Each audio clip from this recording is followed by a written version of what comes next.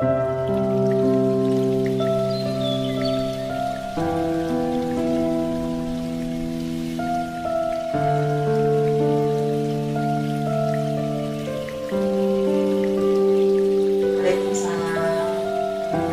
ya Bu ya, maksud dan kedatangan saya di sini. Perkenalkan saya CGP. Tujuan saya di sini adalah ada tugas wawancara kepada kepala sekolah tentang pengambilan keputusan terhadap nilai-nilai kebajikan. Dan saya di sini bertanya sesuai dengan tugas CGP Guru Penggerak 3.1. Bagaimana Ibu dapat mengidentifikasi kasus yang merupakan dilema etika di sekolah itu? Oke, terima kasih Bu Sutangsi. Seringkali kita menemukan dilema ketika di sekolah kita, sekolah SMA 9 Muarajambi.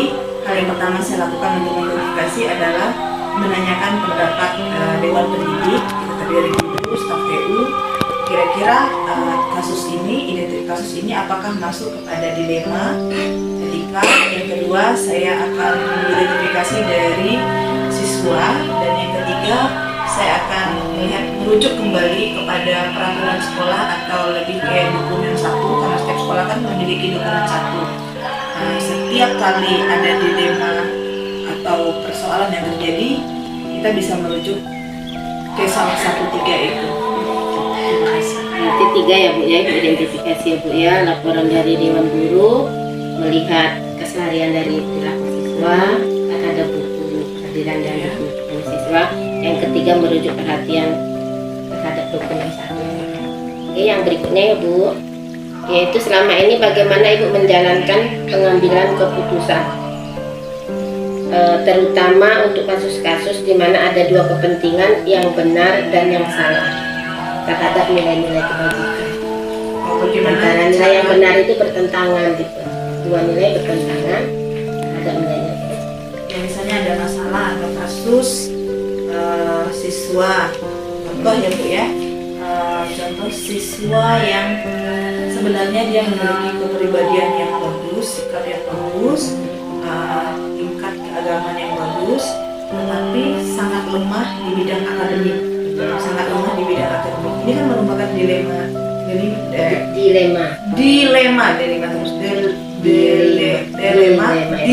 etika dari siswa itu tersebut, di mana dia memiliki sikap yang bagus tetapi memiliki kemampuan akademik atau pengetahuan, keterampilan yang lemah. Jadi ada sikap yang bagus, keterampilan dan pengetahuan yang lemah. Jadi hal yang pertama saya lakukan biasanya saya akan melakukan rapat dengan Dewan Guru, mendiskusikan dengan Dewan Guru. Kita kembali lagi kepada kesepakatan, bagaimana kesepakatan dengan guru.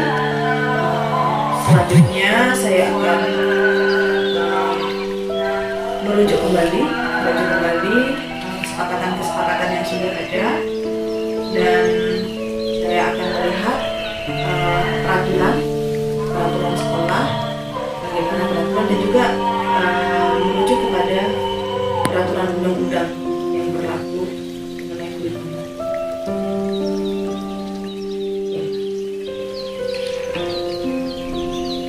Kemudian prosedur atau langkah-langkah seperti apa yang dapat dilakukan selama ini? Ada prosedur atau langkah-langkah yang biasa saya lakukan adalah saya melihat nilai-nilai apa saja yang ditentang, nilai-nilai apa saja yang ditentang dari kasus, seperti contoh kasus siswa yang memiliki kemampuan akademik, kemampuan pengetahuan dan keterampilan yang benar, tetapi memiliki sikap yang bagus. Saya melihat apa peraturan yang ditentang. Yang kedua adalah saya melihat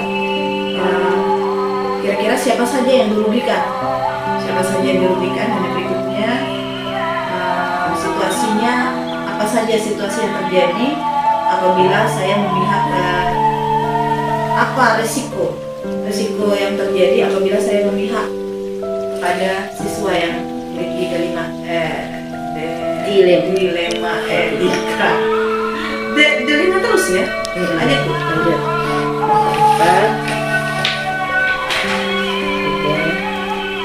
apa saja yang selama ini merupakan tantangan dalam pengambilan keputusan yang itu?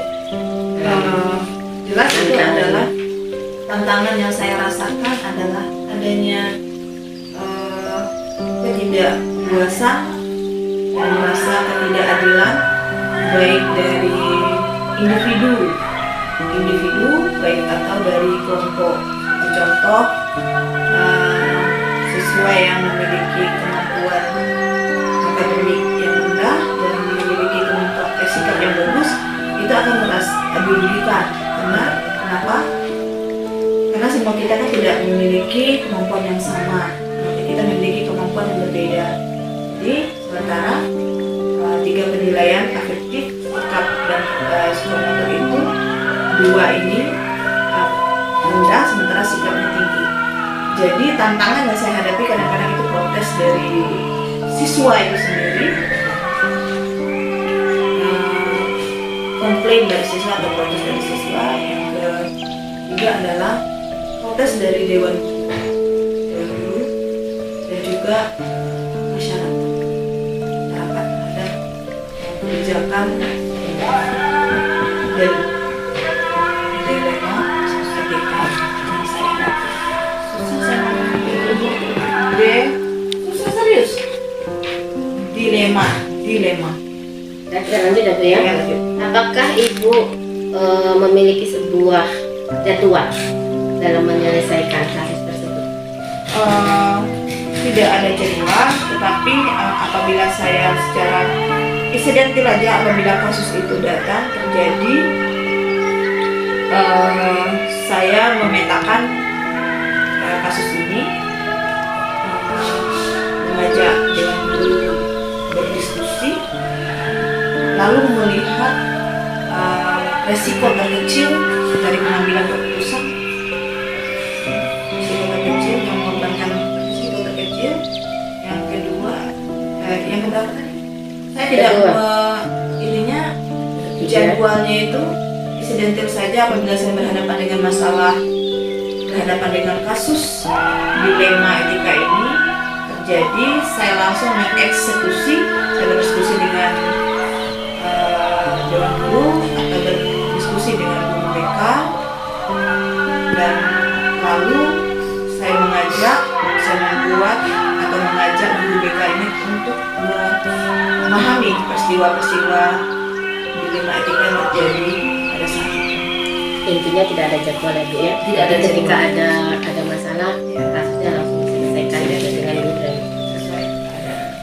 Kemudian, adakah seseorang atau faktor yang selama ini mempermudah atau membantu Ibu dalam mengambil keputusan tersebut? Iya, faktor yang mempermudah saya dalam mengambil keputusan tersebut adalah adanya dukungan dari pihak sekolah, dari guru, karena kita melalui proses musyawarah dengan guru, sehingga apapun keputusan yang saya ambil itu hasil dari keputusan bersama, dan telah melakukan pertimbangan yang matang dengan menganalisis kekuatan, kelemahan, dan kesempatan dari keputusan ini. Jadi kita berdiskusi mencari resiko terkecil dari masalah kasus dilema etika ini.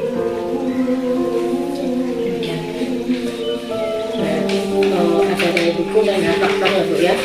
Kemudian dari semua hal yang sudah Ibu sampaikan, pelajaran apa yang dapat Ibu ambil dari pengalaman Ibu selama ini? Pelajaran yang saya peroleh dari pengalaman saya selama ini, bahwa ketika memutuskan sesuatu berdasarkan keadilan, berdasarkan etika itu tidaklah mudah. Kadangkala untuk memutuskan sesuatu berdasarkan undang-undang yang sudah ada itu mudah, karena kita kembali ke undang-undang. Tetapi apabila kita kembali ke hati nurani, kita kembali ke kasihan, itu tidaklah mudah. Jadi ketika kita mengambil keputusan terhadap dilema etika ini benar-benar kita diskusikan, kita pertimbangkan resiko terkecil. Semuanya berisiko, tapi kita mencari resiko yang terkecil di mana tidak melibatkan dan merugikan banyak, karena korbannya banyak ya, gitu. Jadi kita mengambil resiko ini terkecil. Oke, iya Bu ya. Jadi istilahnya refleksi atau pengalaman Ibu itu bahwa dalam memutuskan suatu keputusan itu kalau ada antara nilai kebajikan, antara keadilan, rasa kasihan itu sangat sulit untuk diputuskan ya. Apalagi kalau sudah ada peraturan, sudah ada kesepakatan bersama untuk memutuskannya, itu sangat susah ya. Nah itulah makanya kita sangat membutuhkan beberapa nilai yang diputuskan dalam pengambilan keputusan itu. Oke Bu, terima kasih atas waktunya. Semoga bagi saya bermanfaat dan bagi Bu bermanfaat. Terima kasih Bu ya. Assalamualaikum.